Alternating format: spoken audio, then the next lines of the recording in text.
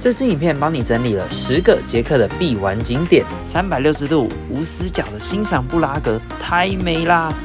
在船上吃美食，一边看着捷克最长河流。这里是世界上最大的城堡，还能从山上俯瞰布拉格，长达516公尺，是布拉格最著名的景点大桥。布拉格新城区最重要的景点，捷克超市买什么最便宜？你一定要知道。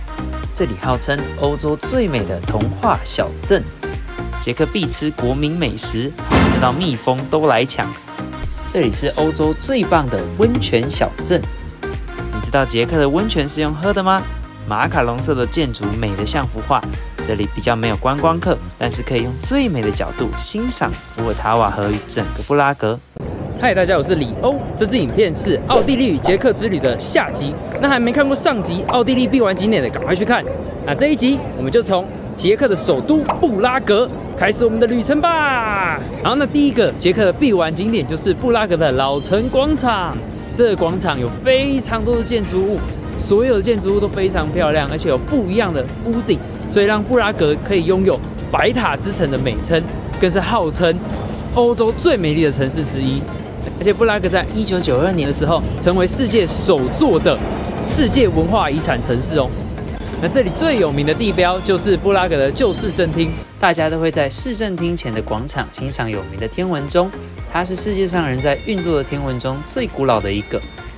那旁边的圣尼古拉教堂，还有胡斯雕像跟泰恩教堂，也都是非常有名的景点。那其中这个泰恩教堂，大家应该可以看到，它左边那一边的塔身比较小，那右边的比较胖。原因是因为他们在修建左边塔的时候经费不足，所以就建得比较瘦一点。那它也是叫做夏娃塔，就是女生。那旁边那个比较胖的，就是叫亚当塔。好，现在我要走到这个旧市政厅的楼上，我要俯瞰整个布拉格。那我刚刚去买的票，这张票呢150克朗，大概200块台币左右。那如果说你要坐电梯的话，要再加100克朗。那我选择用走的。现在要拿这张票。他们的楼梯做得很漂亮，很宽敞，中间还有一个红地毯。爬上塔楼的过程中，可以从内部看到漂亮的彩绘玻璃窗，天文中整点表演会看到的耶稣12门徒，还有许多漂亮的小房间。最后则是爬上塔楼观景台的楼梯，历经无限回圈的楼梯，还真的会让人有点头晕。现在我要等它这边红灯变成绿灯，我才可以上去。等了一下子，绿灯了，现在终于可以到达这个天文钟的顶部。哇，好亮啊 ！Oh my god， 太漂亮了吧！哇！它是360度的耶！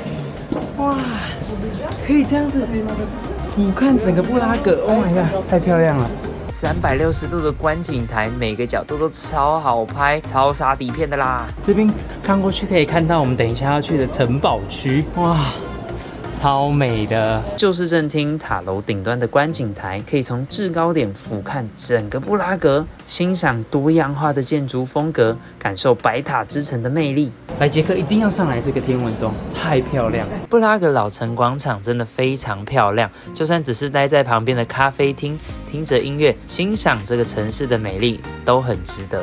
现在我来到第2个捷克的必玩景点——伏尔塔瓦河。这一座河流是捷克共和国最长的河流，有435公里长。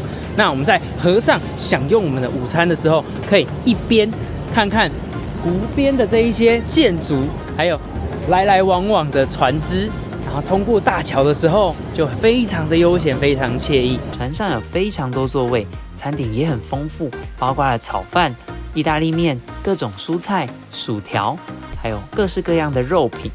甚至还有水果跟冰淇淋，重点是餐点也蛮好吃的。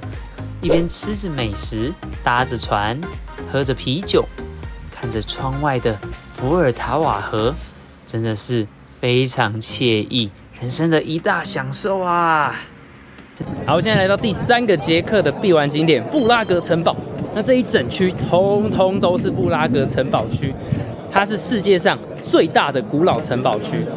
那前面这一个布拉格的皇宫，就是现在捷克总统办公的地方。等一下我们要进去里面参观，然后再到后面的教堂去。那在皇宫的旁边那边就可以看到山下所有的布拉格市集。从城堡区所在的山上俯瞰布拉格，真的很壮观。皇宫大门只能出不能进，要从旁边的侧门进入。来到第二庭院，眼前黑色屋顶的建筑就是捷克总统办公的地方。我身后这个就是圣维特大教堂，它是捷克最大也是最重要的教堂。它建造了600多年才完成，是华丽的哥德式建筑，融合文艺复兴与巴洛克式等等不同时期的多种建筑风格，让它有了建筑之宝的美称。教堂南面的金色大门，上头图画是用马赛克镶嵌而成的，描绘着最后的审判。它同时也是19世纪时进出教堂的大门。教堂的内部庄严高雅，非常气派，超级高的屋顶让人很震撼，是目前最让我惊叹的教堂。最厉害的是，从空中俯瞰教堂会发现它是十字架的形状。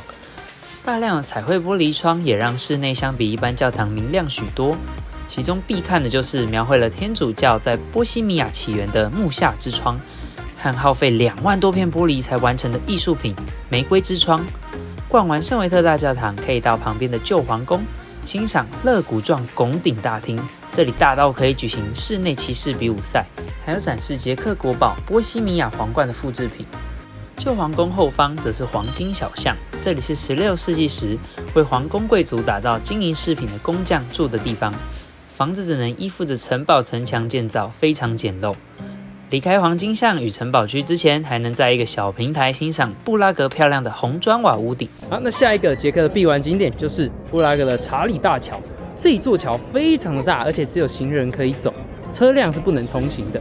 那它是连接老城区跟小城区的重要桥梁。我们刚刚的那个城堡区就在上面那里，可以看得到，我们是从山上一路走下来的。查理大桥完成于15世纪初，直到1841年都是横跨伏尔塔瓦河的唯一桥梁，长度长达516公尺，是布拉格最著名的景点大桥，也让布拉格成为东西欧之间重要的贸易通道。查理大桥使用波西米亚砂岩建造，根据传说，建造者在用来粘合石块的徽章中加入鸡蛋，使桥梁更加坚固。在桥上可以欣赏许多巴洛克式风格的雕像，也能悠闲地吹着风，感受桥的历史与伏尔塔瓦河。从查理大桥往布拉格城堡的方向拍，可以拍到城堡与伏尔塔瓦河，非常漂亮哦。第5个捷克必玩景点是瓦兹拉夫广场。瓦兹拉夫广场是布拉格新城区最重要的景点，占地很大，长750公尺，宽60公尺。起初是一个马匹市场，现在是商业和旅游业的中心。广场的尽头就是布拉格最重要的博物馆——国家博物馆。在广场的最高点俯瞰着无数商店，外观也很漂亮。广场上往老城区方向也能拍到有名的火药塔跟轻轨同框哦。在傍晚时分，夕阳把广场上的天空漆成漂亮的渐层色，拍起来很漂亮。今晚我们也是住在瓦兹拉夫广场上的老5星饭店——胡萨兹拉塔国宾饭店。走到地铁站只要1分钟，老城广场7分钟，地理位置超棒。饭店是欧式优雅宫廷风。check in 时，饭店还有特别招待迎宾酒，很加分，超贴心的。房间内部干净明亮，宽敞舒适，住起来蛮舒服的。浴室也很大，除了淋浴间以外，还有按摩浴缸。洗手台则是采用大理石材质，增加质感。肚子饿了，还能走1分钟到楼下超市大买一波，一定要买乳制品。500cc 牛奶不到20元，1公升的优酪乳不到30元，优格更是不到15元，超便宜。捷克人是世界上最爱喝啤酒的民族，一整罐酒大概100元上下，超级便宜啦。睡醒后还能在饭店享用丰盛的自助式早餐，他们早餐很好吃，应该是我在捷克吃到最好吃的一餐。现在来到下一个捷克的必玩景点库伦洛夫，简称 CK 小镇，它非常的漂亮，号称欧洲最美的童话小镇，而且它在1992年的时候被列为世界文化遗产，受到联合国的保护。CK 小镇主要包含有许多商店、餐厅的旧城区，与库伦洛夫城堡及彩绘塔所在的城堡区。进入城堡区不会看到护城河，只会看到可爱的护城熊，蛮特别的。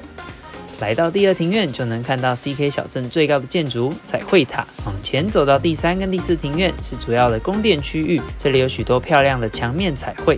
往前通过斗篷桥，来到第5庭院，能看到城墙上有许多过去侦察瞭望用的窗口，可以拍出透过窗口看到的库伦洛夫小镇美景。库伦洛夫这里有一个很好的拍照点，就是斗篷桥走过来之后，这边这个小小的瞭望台可以看到整个库伦洛夫。这里的视野很好，拍照拍起来非常漂亮。继续往上走，可以到达城堡公园。这里有各大家族的文章园艺造景。再偷偷跟大家分享一个秘密拍照点，在第2庭院通往第3庭院的穿廊，这里有个不起眼的观景小平台。我觉得这是拍摄 CK 小镇最棒的位置，角度刚好，拍起来超美。逛完城堡，可以走回商店林立的旧城区吃美食。来捷克一定要吃他们的国民美食烟囱卷，我点的是 Ice Ice Baby 150克朗。我现在要吃这个烟囱卷。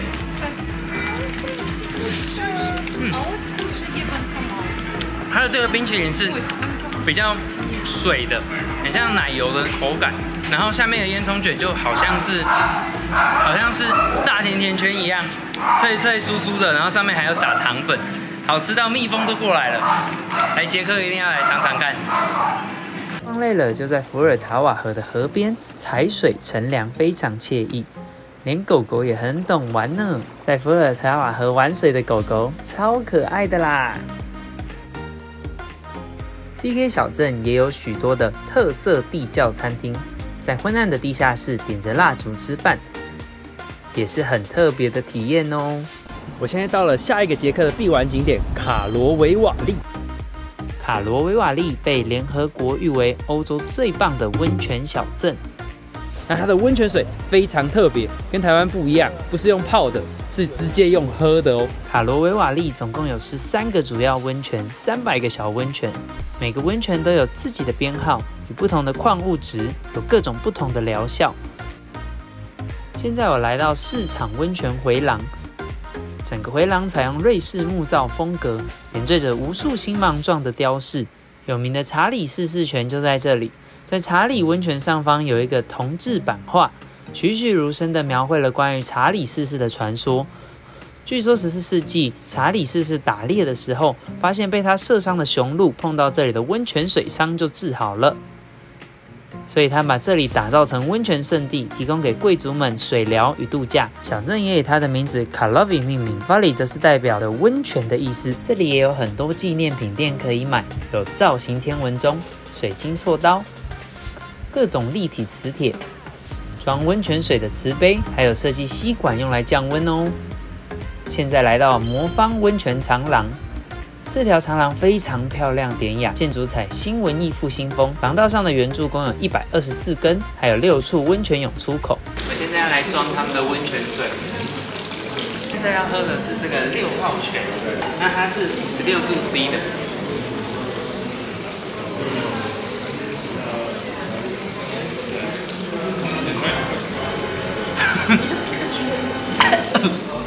真的有一个铜臭味哇，喝起来咸咸的，有一点甜甜的，但是那个铜臭味真的是会有一点让人，那就是一个特别的体验。如果有来卡罗维瓦利的话，一定要买一个温泉杯来体验看看，用喝的温泉养生。现在我来到下一个捷克的必玩景点泰尔奇小镇，这个小镇非常漂亮。小镇的房子拥有墙壁彩绘以及屋顶山形墙，主要是文艺复兴与巴洛克式的建筑，整排好像马卡龙的建筑，围绕着世纪广场、萨哈利亚修广场一整圈。每间房子都有自己的编号和故事，值得大家慢慢了解、细细品尝。他们都是被列为世界文化遗产，受到联合国的保护，不能随便的拆除它们。然后后面这一个呢是黑死病的纪念碑，是因为黑死病的时候死了很多人，那之后就建立了这个纪念碑，纪念他们。逛完萨哈利亚修广场，可以沿着小巷走到小镇后方的乌利斯基湖，可以从桥上欣赏到小镇教堂与湖水相映的画面，超级漂亮。现在我到了下一个捷克的必玩景点——布拉格高堡区。这边是在伏尔塔瓦河上，可以看到整个河景，还有城市，再到后面那一边的布拉格城堡区，通通可以尽收眼底，超级漂亮的。高堡区的全名是维谢赫拉德城堡，位于布拉格新城区南方的一处山丘上。因为地势较高，10世纪时就开始兴建堡垒要塞。走在高堡区，能看到满满历史痕迹的军事城墙，超过1000年历史的古罗马式教堂、圣马丁园圆形教堂，以及高堡区最重要的圣彼得与圣保罗教堂。圣彼得与圣保罗教堂是整个大布拉格区域里3座仅存的罗马式教堂中历史最古老的教堂，建于西元1100年，大约是1000年前哦。南边还有一片宽广的高堡公园，很适合悠闲的散步放松。好，那以上就是这一次捷克必玩景点的影片啦。捷克真的非常的漂亮，比我想象中的美10倍以上。但是因为太大了，所以没办法整个玩完。那如果你觉得哪里也是必玩景点，欢迎在底下留言告诉我。那也别忘了去看我们的奥地利必玩景点影片。那我们下次再见啦，拜拜。